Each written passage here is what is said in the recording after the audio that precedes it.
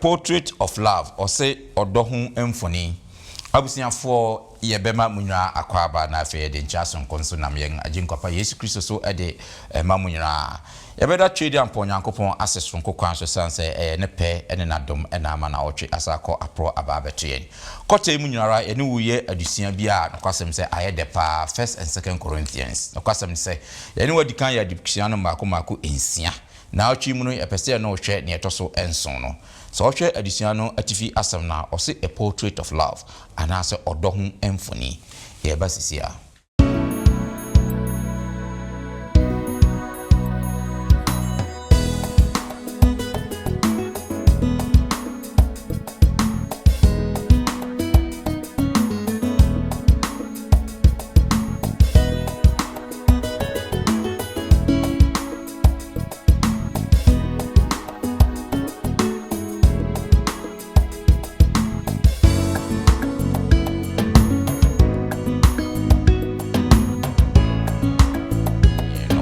Paul is spending the whole of one chapter no at the cow don't want to say no don't hear Paul pa TV so do the head the dear see na to so makasi ani to say the kind of preach here what the one was say be no the whole church me ko an preach and I say ebre bi ba sa enkom sha hodo ni nyina no etu betwa spray ben nua na kwan ma na ye ne ya na onwimi ho na wosu ho obenya Omande share busiafo mu amutie ni mu amohwen ye besan amamo akwa abasoro nkokwanso na fensi ya damase soro nkokwanso se da biarada mudi mafidie edeto asemi ne mu ye babu mu adisia na ocha sako aba betu yembio manya aboafo akukudam bi wo nchen ha a omubeboa na edi adisia pensen mu ede abrem se na medi kan kan ye behwe odohu emfoni se na Paul echirokoma Koronto asafo no na ansa na meba be yi omo ede akyerem no ma yenkutie enwum emfri harmony so mrasisia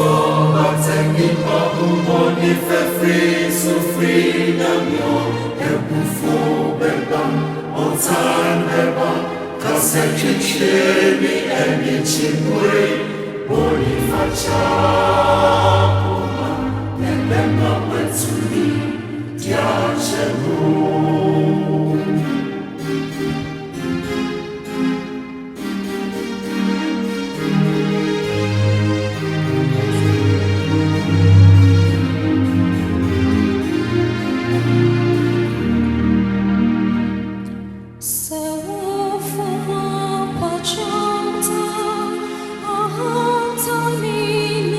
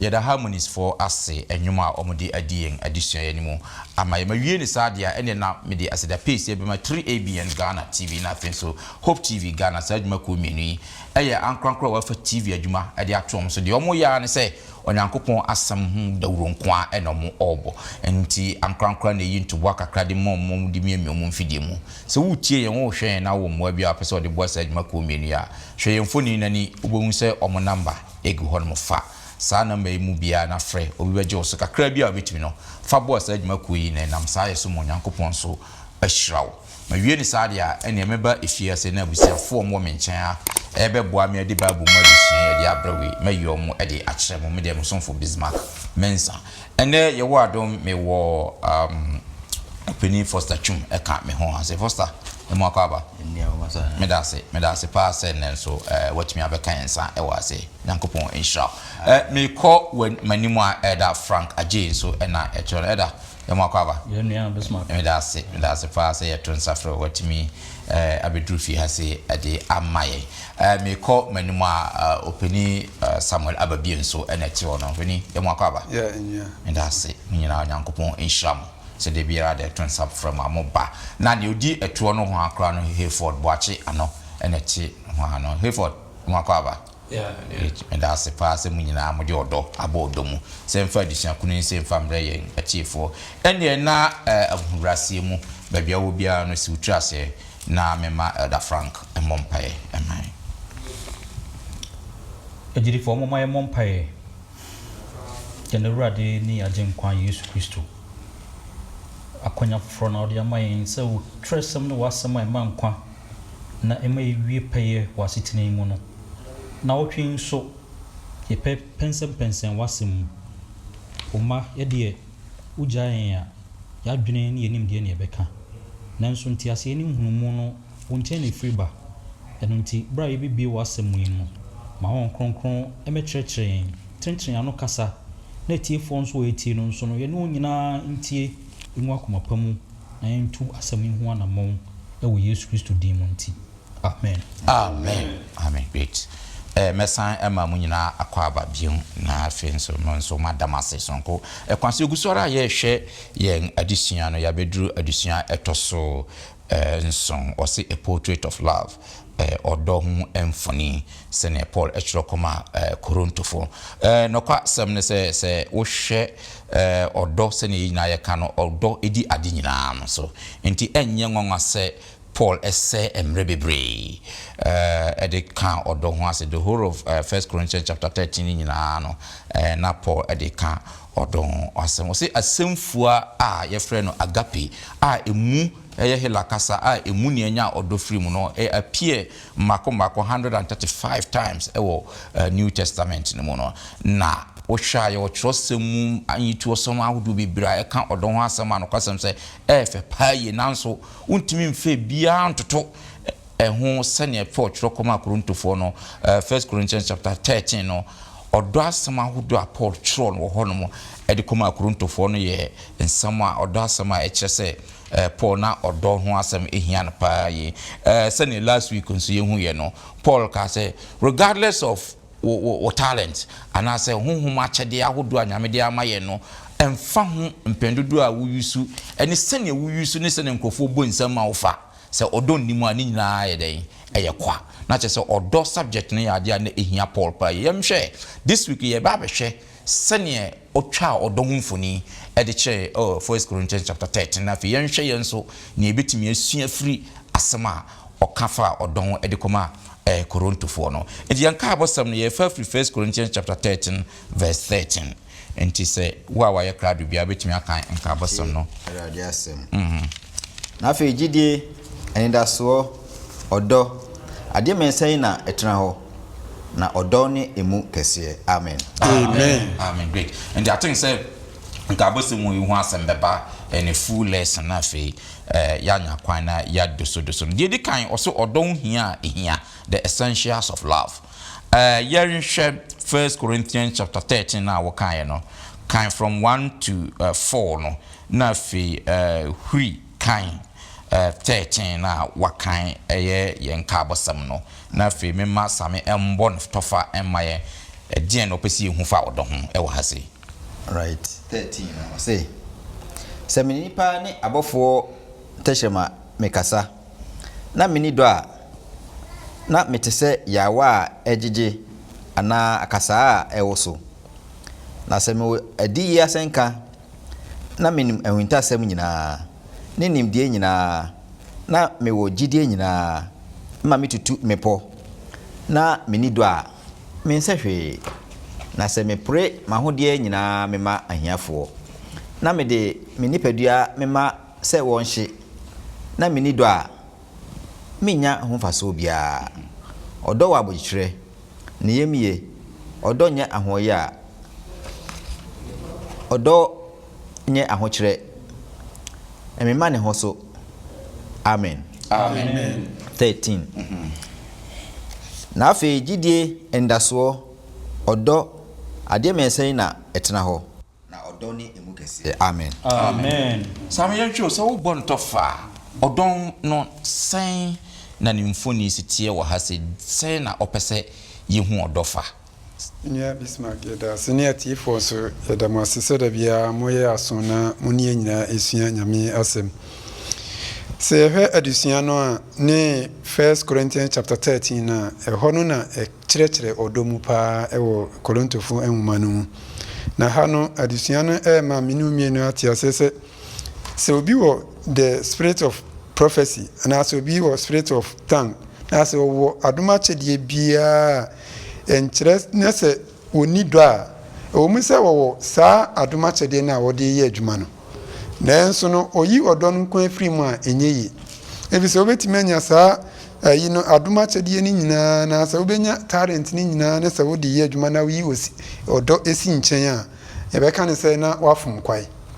nti no ɔma adusua no ɛtwe adwene asi sɛ sɛ yɛka sɛ ɔdɔ no a ɛnyɛ sɛ bi a akora bi te hɔ a wɔsɛ da akɔtɔ strawberry ma me fi sɛ mepɛ strawberry adi I love it anaasɛ obi ka sɛ medɔ me namfonom anaasɛ medɔ m'abusua anaasɛ medɔ me mma ɔse ɛnyɛ just like that ne nyinaa ɛyɛ ɔdɔ nanso no sɛdeɛ bi ɛhwɛ cinema madam fu bi na kan was TV so do de dadeɛ esia na kyerɛ sɛ o maka siani sɛ na enso ba ne reality na entisa entino o maye ate ase sɛ yebetimi de ano akeka nneɛma bebree yebetimi a show nneɛma bi sɛ o ano me pessimesi asempa na enso asem to na o twem entino nia ɛyɛ verb a yɛ kan sɛ ɔdɔ ɛyɛ verb love is a verb ɛyɛ doing word nti wɔsɛ me hu practicality no ɛwɔ mu na demonstrate me kyerɛ sɛ ɛyɛ no korɛ sɛ wo ɔdɔ no na saa adusua no miete asese ye kasa odo no so a ye spirit giving ye nyankopon na di adua obi biara mu se de ye kasa nyankopon eye odo no se wuyi nyankopon esi nchen ana se on existia ana odo ni ho enti meni o ti asi nko a de odo ni nyina bi adua yemu nanso no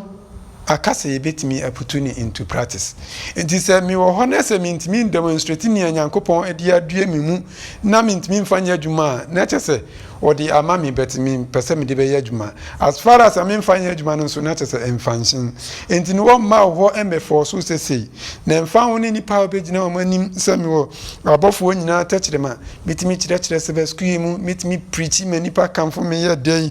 na se ma hu sa odo no nyame ahu sa odo no ebi ewo mu a na chese eye agro bi na wudie na wo kan wa no keke na me pese me komu bebre no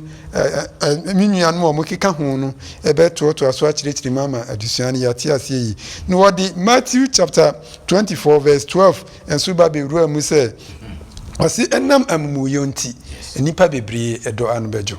edi be nti na nipa bebre edo anu bejo si ye de tutu Yesu Kristo ho a opon nia ye anu nyina no ye pon ye ni nyina no ne do no anu anyuda oba ebewu edima adboyefo enyina enti na die be na ma me no mienu ye do anu timejo ye hwe se wo ha no wayi wuyam ede ye adea mu bi ni nipa ne de bone etua woka se wo ha no ama obi efie se won tram wo Ghana unim se woni ba bi tina huni mobo uko fie kura no untimi nko office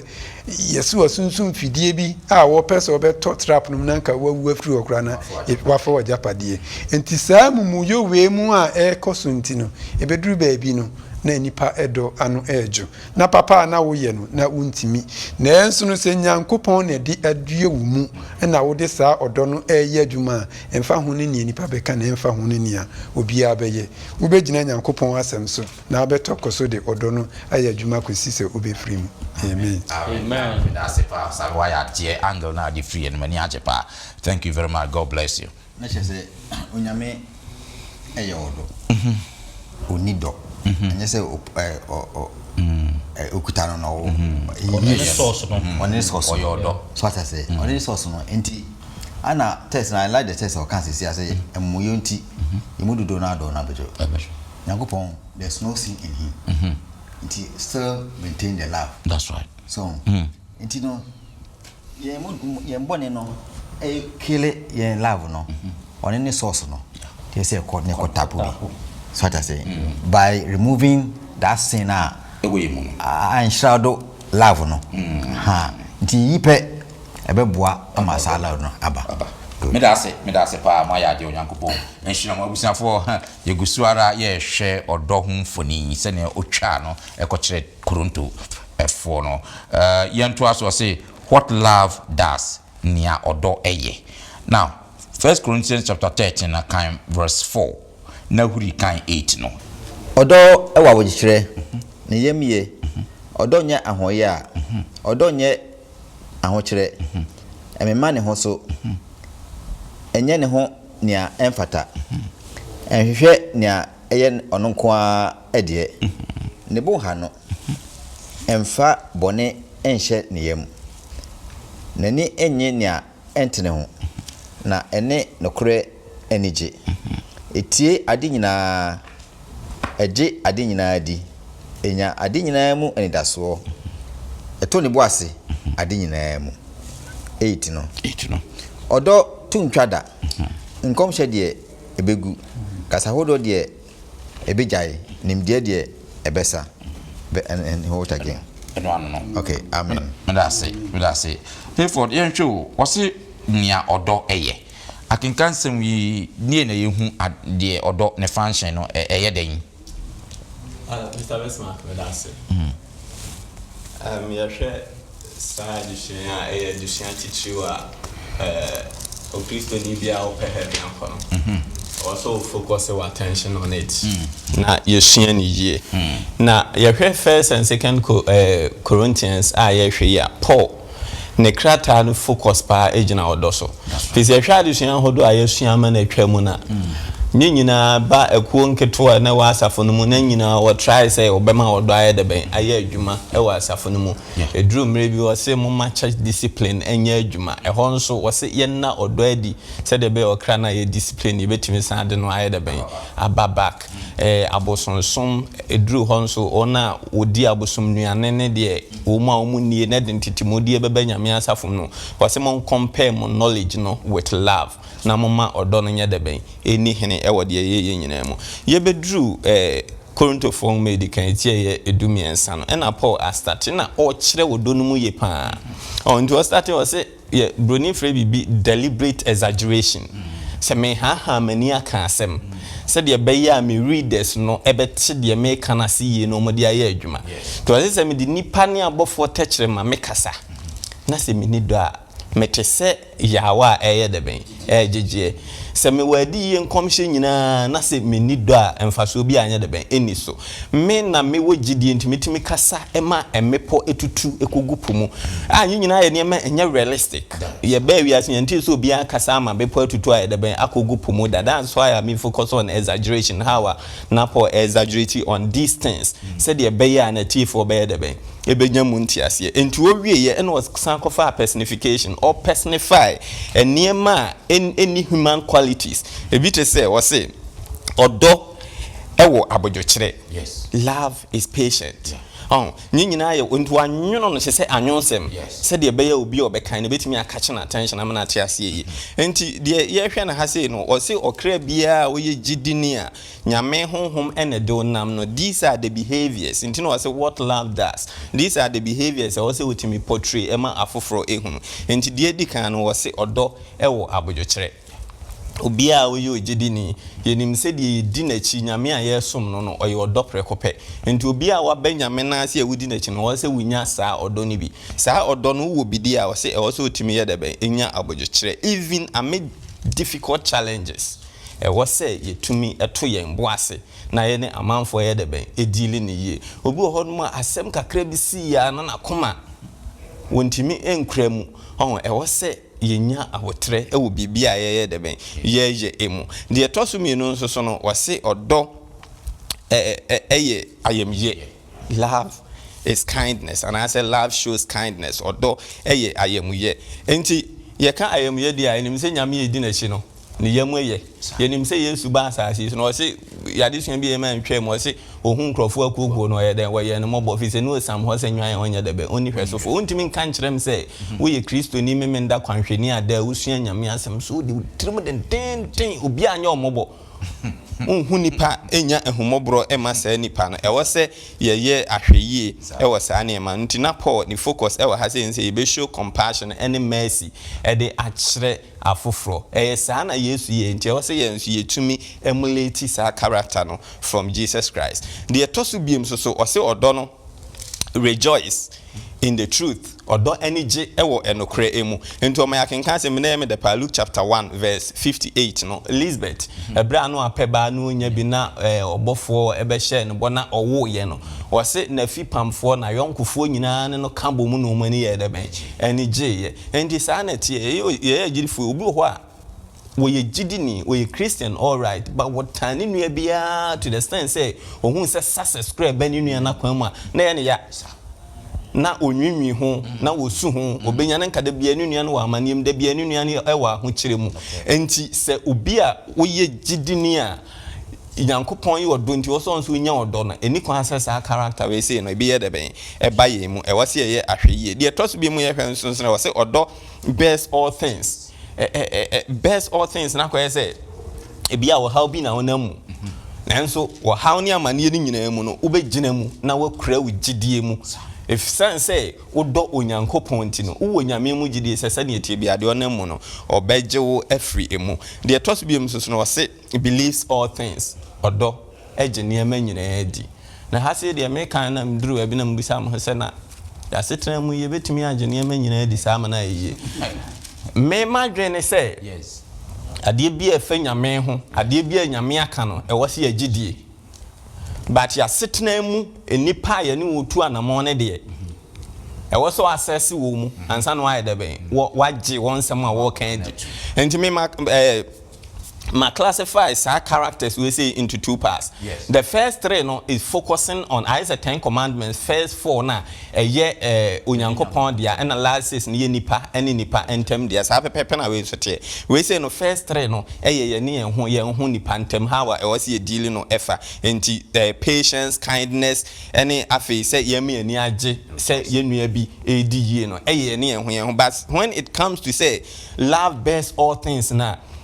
ahokyere bi ebeba na yenya nyame mu gidie ye no netumi boa ye me ye deben yenya nyame mu gidie na afi nso so ye betumi age ye betumi believe in all things said die nyame aka bia nsa na etie bia na be deben ebebe mu na afi nso so say love it hopes all things and it that's all and that's all and say ye believe say and I say our expectation that something good will occur. Send your tibia and say be papa bebe afan. We need to be optimistic. Yes. I say ye GD for the but as I believe who be dying so anxiety. Say kobani say ya na me ye ne den say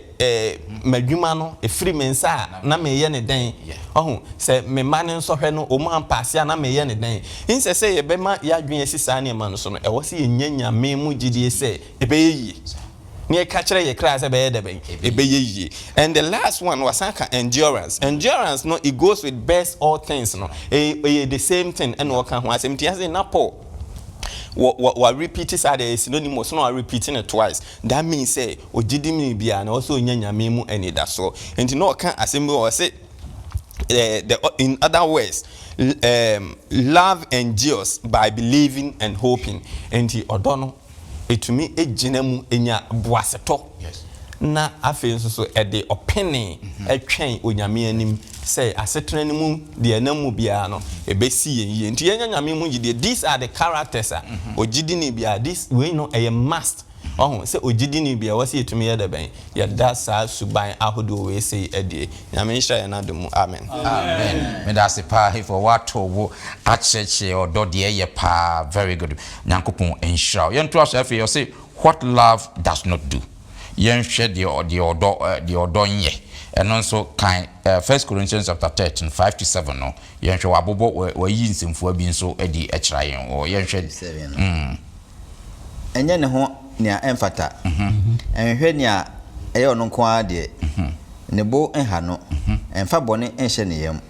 na ni enye nia entene ho yes na ene nokre enije etie ade nyina ade nyina adi enya ade nyina mu enidaso eto ne bo ase ade nyina mu amen amen entiacho Foster edien na ose odo enye because he for that church de odo eye esi epesi hu de enye ade bi a wu suban ya wu dani de eche se won showcase odo eno na ye hwe sisi eno wase I just said you are canning no directly opposite of this. Okay. Enti say odo say odo ye say ya sana disan enye de nyina enye na de adinti na enye na akrisofo no ye hu say once ayo asori anase once esu say ya banyam nkwa de enye kitinkiti bi won ye show kire yenuanom anafofra efo say enye bone na po pese odanadi ekire so enti say de akenkasem no ede maye no achede nyina kese say bo jamesomo ho modern anase eboa ma nyamesomo no de ekoso ene afoforo ene yenuanom empuntuo ene odo beba yentem very good enti you say odo enye enibre envy ahoya okay odo ho enya ahoya alintina odo enya ahoya so won say etere meribia ye di yankasa ye obi ebo modern e onyamesomo no na envy no so to say bia bo so bi pulpit no preach ya utim say very exceptional so we say obi conduct sing man na choir leader conduct utim say oye different cry na woti ba bia na ne hoye because ye kan fo no obi ebonidi na hoye ne eno na Paul e kire so enka nko no na wo na ye ebo odi okay so ɛno na Paul ɛpɛ sɛ yi adwene no efi wɔ sɛ saa nneɛma nyinaa wɔ hɔ a ɛnkyɛ sɛ yɛwɔ dɔ okay because wompɛ mpuntuo wompɛ nkɔsɔ wompɛ bi nso nkɔsɔ na wonkoto na wopɛ nkɔsɔ number 2 ɔsɛ does not boast and wawa ne ho so nti na ɔsɛ knowledge is boastful but love builds. That's right. Nimdeɛ kakra wɔ no te sɛ deɛ kan wo preach a wo de ho ho sɛ obiara ni hɔ the whole church me nko ara preach and I say kwa and I say gema wo ni hɔ a flourish so na ye frɛ wa na wo kyerɛkyerɛ ho ne ade ɛno na Paul ka ho asɛm sɛ ɛsɛ sɛ yi sa me nyina frɛ ho bredi arrogance. All right. So nti ɛsɛ sɛ yi frɛ wo anyɛ sa hinda yen from going to God. And I say, so what I say, they say, you need a few am I? I feel, or say, does not puff up. So, a man also. So, and I say, yes. And he say, when we na, I say, oh, nim dieno, na, just say, obi, ye be now tiano. Nice as a unkwana with me. It's as a unkwana on me. It's as a ye can't funti. I walk away who. Ana uni hwa ebeye ntese say yehwe no yi and I say but I say knowledge puffs up but love bursts up. It refers to a person inflated with self importance. So one kasankasa esi so na unkwana hia okay na uni hwa BBS Paul say inyai does not behave rudely. Okay. So now kakabensem kwa na ode oye ɛno na Paul kyerɛ yɛn sɛ yɛnyi yɛn ho mfiri ho na ɔse by and large though it means acting contrary to social and moral standards and in a dishonorable, shameful, indecent or improper manner. So sɛ nneɛma wei nyinaa wɔ ho a ɛsɛ sɛ ɛyi firi yɛn ho na wo behave rudely a wankasa no obi kura ho a ɔmpɛ wasɛm na nkasa Nyankopɔn and our person. Yes, as I say, if you as church members, I say if you basa a master for no, a weekend as a for no, and Kazakhstan, one Kazakhstan, weekend as Senko down to a now the other one or say does not seek its own rights. Okay. So, and if you're on one Kazakhstan, adie. So, inti obia, if you're one Kazakhstan, we did, and I one Kazakhstan now for enkoso ne interest so crowd po boa obi akọ right way na wo de ka onko a no na say ni nyina no ase esenta onko a ho en na Paul pese yi fie ho nti obi a odo ehwehwe ononko a enhwehwe ononko a de ne mo ehwehwe eni afoforo de nyina ebi say does not get easily irritated so ma umfu basabasa very good. So, I say this means that love is not short-tempered or touchy. You can't be so. You can't so. Until we send and never you can a shipping. I mean, who say as I say, you back to the Paul Cano. Okay. Now it may be on the track. That's right. Now it may go change. No say does not delight in wrongdoing. So I say who ye pa. And say obi ayefo so na ye ne je ho so kan say what say unia bi akobo dwaman ene na samaba na wo kan ho asem na wo say ana say senya ye praise obi a onim nyum to obi a otimi preachi ana say obi otimi kan bible yi no na samaba no ene woni age na afro onua na we say konkonsa ene ade Paul say inya yes that's odo enyesa so unua ho abasem a at least sumano pompa emano konenchen if possible nene nkokasa na hye ni nkran so said the ya onko sa mfonse no bi na nye say oni unua beka na mo sre no na osan de koma another person na mo sre no na o escalate near oye no Paul say yenyai and I say yes in this anyama enwotwi ana Paul ka ho asem say yenyai na sa odo a o ka ho asem no wenum nyina ente saa ni se ye mu asafo mu se o Nyankopɔn mu esu se wenum nyina we mu a e asase ho na ento saa ni ma nyina mu na aboyen abra esem amen me da se pa the person mentioned in Bibi Kakre when said Paul was a special character in the Bible. Most of the times yen someone yeka Yakubu 1:22 or someone can say na monyesa and some near canon ye the year juma as some Paul Ekan has say love does not seek his own right ye share lesson 5 addition na Paul was say me enka enema bebre wo hono ma me qualify say asafo no e de beboa me nanso so eye me right I need to get them but odo a me wo ma asafo ni mpuntu nti I have sacrificed them until ebenya me fie a obi wo hono ma o ade bi ho say nenka menya yie no nenka o say asafo no e beboa me enso o ma moa me in a certain way in a certain manner nti no aso no kra no momfa ma sorry oh enema bebre etimi sisi enka you right there but addition yesu kire say ye mo ye homoden he say sometimes yen sacrifice niema bi na ye hu ne say asetran mu niema no emfa ye nkosi ba bia de ye som no ena wo say ye de ani ye de ben eto ne so yiye oh enti enema bebre sisi na atwe ye free nyame fie ne nya ahwe yi ade ba ko so hu ya pa say love does not keep records of wrongs. Do we forgive others? Obu o book the fee. Wa form no atwere ato. Si ade we pa akwa we dey so nim no tia me nan so a. Omfa bo ne nchew. Yeah, wonnim so na tia ne nan so say nyame fie kura wan hwe ye obeto twede. So we need to be careful. Na nsem a ye tie ne no yen try say ye de mu nsem no be de be. Ebe ye adwuma. I think say Sunday lesson no kan say me say yen ye do no. We cannot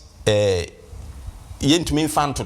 Yesu de no ho because Yesu yenim say Yesu de ne do ne yeso nkokra nanso ye fam bia kakra bia betumi an ye momoden say ye beye say de ye beye a ebe hye nyame animonyam kwan bia betumi afa so ayenso ye bedo to a certain level ya ho odin mu no ye ntra say ye beye ne sa amen medamase mo ayade pa se mo ayene sa sa suban yi ne de odon enya ne de ye nka se ye obia in fact ewe mu noa na atifi hase ya ye de Paul ebobo so se mo odo noa ye envy ye ho ye bagbate ye puli ne down ye gossip ye enyama bebre na Paul etue mfo se see order we will showcase all these character traits and in fact yesu ano na se na ye ka no na ye fa emu aba so obi nso ka se sabe asafo no antimi ani na ndini yie se na nka wose odini yie se na bia na yie which we use ye tactics sa ensem ne bi o sha show or the other hand no so asafo nso we shouldn't also be discriminatory sani eyema we no sa na wo se nso eyema we enti ono no di yawo no yenso nyame be bisa ye asasafo no yenso be bisa the reason why enam yeso ama ono nso akase asafo no ndwan ni biom so ye hwe ni nyina no na collectively as a church no nso yenso ye hwe ni nyina ase na esi eche yenko ye ni mo na yenhwe wo se a portrait of Jesus eno no mama ya akenkan sembe miensa bi na ye hwe Yesu hu mfoni a sa odo nyina wo de gina so no yenhwe se ne Yesu die no all kano John chapter 13 verse I think 1 no say Timothy na huri kan 34 John 13:1 and 34 na twemu afahye no ebeduru no na Yesu nim se ne don aduru se obefiri wiase akọ agya no enchen na se odo no ono a ne dia owo wiase no odo won kosi ase 34 no 34 say ahyede foforo na mema mo se mo no do mo ho se nya me do mo no se mo nso mo no do mo ho eno amen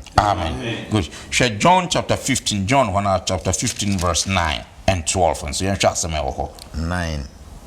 se nya agya no ado me no na me nso madomo montena medom 9 no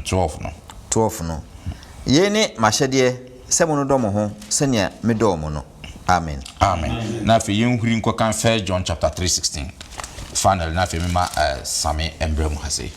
1 John 3:16. Yei mu na yehunu ɔdɔ no. Sɛ ɔno de ne kra to hɔ ma yɛn.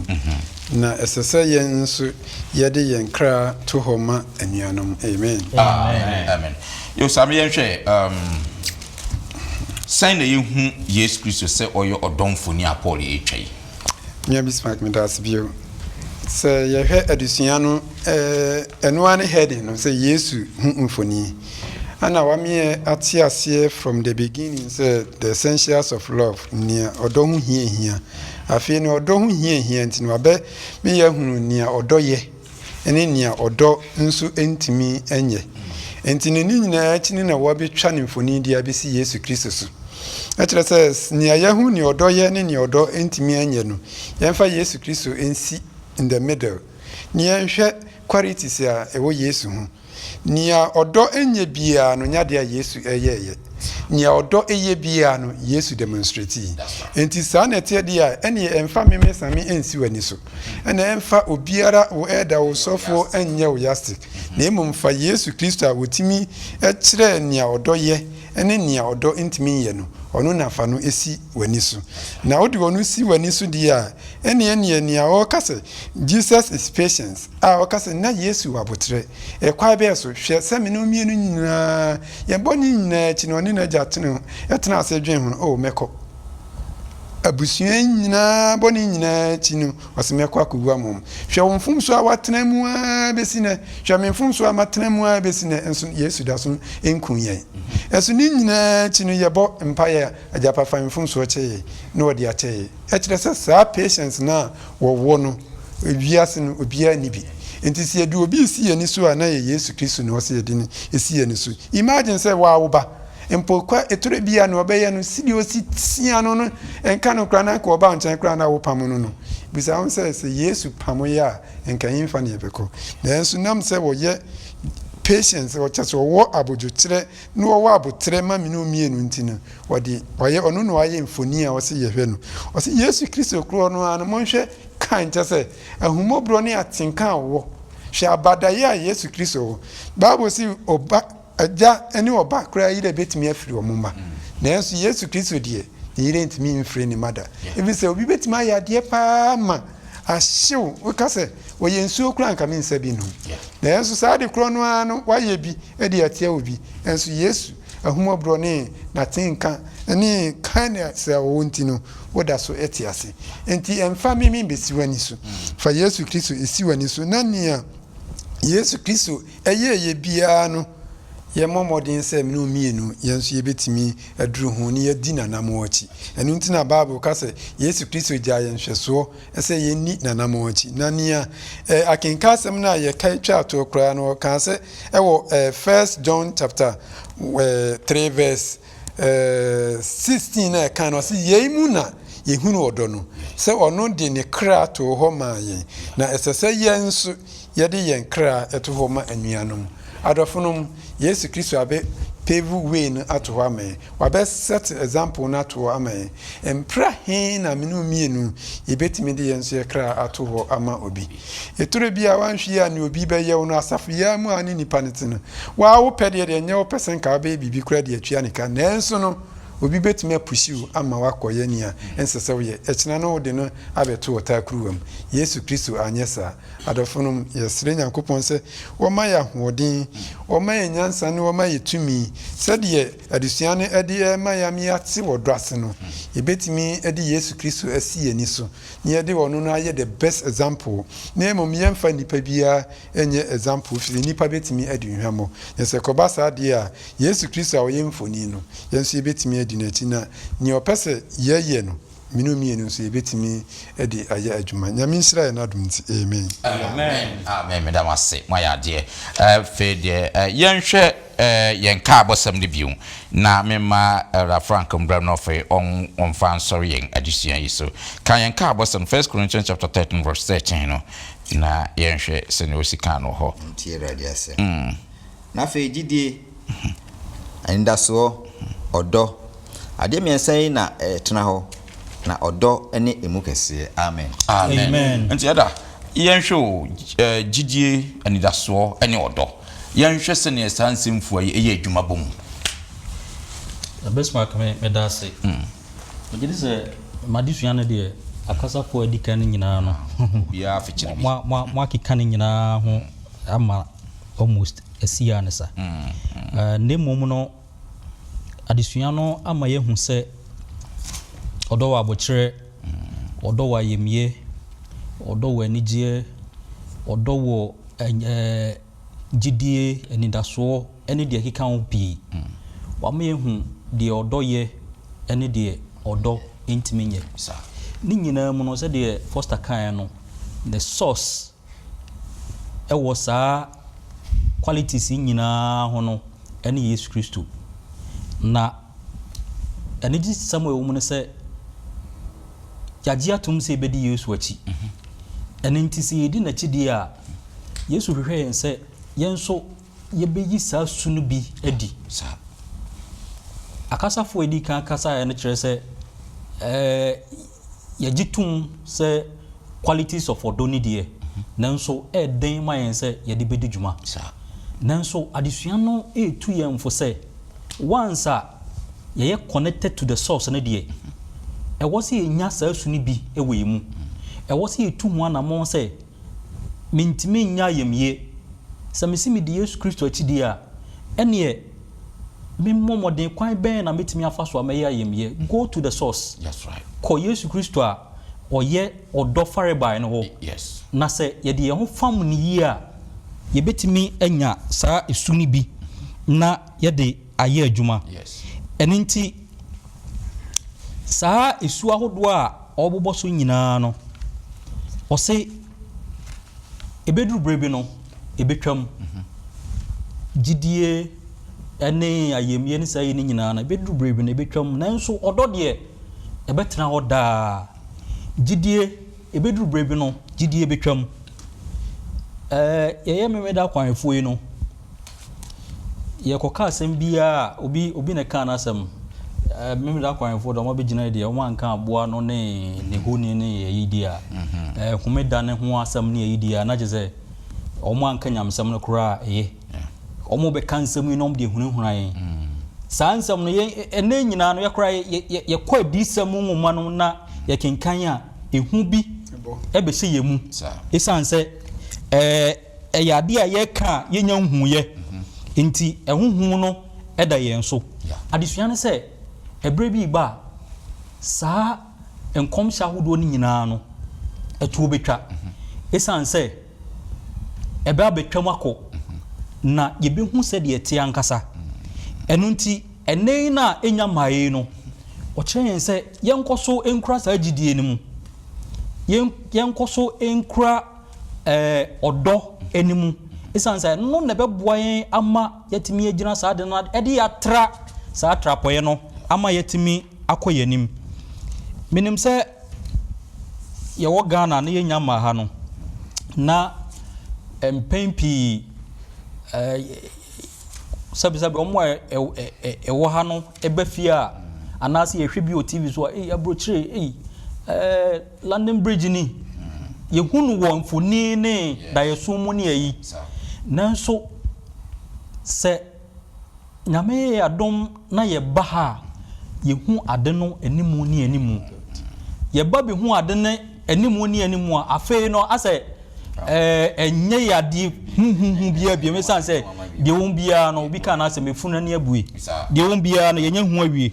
ɛno nti ɛnyɛ adeɛ a ehunahuna yɛn biem nti saa na ɔde gidie ɛne anidasoɔ ɛho nsɛm no toto ho ama yɛhu sɛ ɛnneɛma bi wɔ hɔ a de pɛpɛm saa bere no yɛnya nnuro hɔ ɛno nti ɛwɔ sɛ yɛkura saa gidie no mu ɛwɔ sɛ yɛkura anidasoɔ no mu sɛ daakye bi Yesu ba bɛfa yɛ akɔ nyinaa yɛbotae no sɛ yɛpɛ heaven akɔ yɛnim deɛ wɔ hɔ ɛno nti yɛpere biara nanso bɛduru berɛ bi no yɛbɛhu Yesu animu ne animu face to face deɛ na yɛso ho daeɛ deɛ ne yɛ akasafoɔ preachers ahodoɔ bɔ ho dawuro yɛbɛgyina ha heaven ahwehwɛ pono ahwehwɛ po gold ye be nanti gold so because children's about school ye madam catcher and say wo ko heaven a e come the wa wo enu an say about trim aduane bia wo pe bia no wo kan ya wo se me pe fufuo ni abenkwan ne nkatenkwan nam bia wo pe bia no kan ya na besi wanim sabre nyina e koso gi sa na mani di esan se yenya nuru ho yenya huye kopem se yebeduru ho no e wo se ye koso agidi nanso ye koduru ho a saa gidie ni nyina no e be free ho esan se de ne ye pe no afei de ye hu no animu ne emu no nemom no odo e de etu ntwada the source of love na ye Yesu Kristo no ne do no etu ntwada esan se eno ne be kura ye mu aso ye mu ama yetimi aduru Yesu dua no ho nanso yeduru heaven okra no still na no odo ebe koso atena oda eni nti Korinto fo ngoma edikan etidum yensa entimu nwotwe no same de ye kan nyina ebon to for my 1 Corinthians chapter 13 verse 8 say odo tu ntwada enkom hye de ebegu sa kasa hodo de ebejai sa nimdie de ebesa sa 8 na 8 na enti said I can can some de man no say ye pebotai bi hu adura enne ne de esanse yenye nuru hu ne enti no e wo say ye click on the source that's right na ye bomodin say Yesu bua yen na ensamo a waka say heaven say na tie 7 me people moni wa munisuo ni saa ne mani nyina no ye pese ye timi beduru hobi na wo pepe ye ni wa munisuo but until then no we have to cling onto the source enu ntimi me da kwanfo agirifo tiefo ayetie enne no se obibi e wo se yekura mu na ye mamu ye den a ene ye gidie ye ni da so ne mom odo de eni se epa yeso mu da esan se eno ene beboa ya me atimi ako edu ye botaye ho amen amen me da wasem se yembre no ayabe say yedi edition e say my ade pa in fact your time one ke be ko odo edition yi mu pa ye but I think say we are more doso no krampo no ye kase yedi ye adwuma no kwasem say ebeboa san say odo ho atrapo ye na moyi e de atre ye no in fact Paul spending the whole of one chapter no e de kan odo ho ase chese no odo ho hia Paul pa eye yanso odo ne eni mu a ama watimi wakame adoso ewe mu no ti yes fasa edition ya na kwasem say ebeboa ye mpa ye heaven a country mu next week no ye de ne toso enwotwe ene de bebro say the power of Christ resurrection Paul say time so e de kire Yesu Kristo ni wuo na owu sorry ye no tumi a ewo ema a Christopher next week shia yen na ye no yesa edition onyankopon ensure say wafidie eda so ewa say katwene na mema Hayford ensure so emaye option 4 ye bompae ye da wase ye bofo ni agenkwa se wafaye mu na odi agesua etisei agun framem se de be ya o manyina betie bie e pa cho okra bia obetie agesua bi no ye so se ma nemfa ensakra ye so ene foforo ye emra na brabo mu ye no mo anso aye kirechi no ye so se boaye 19 agesua no musam nya adwuma na bra ye kan sempa kire bi no mu ye yanso ya anye ne emfra hoye mobo ni hye ne atifuo nyina e wo Yesu din mu amen amen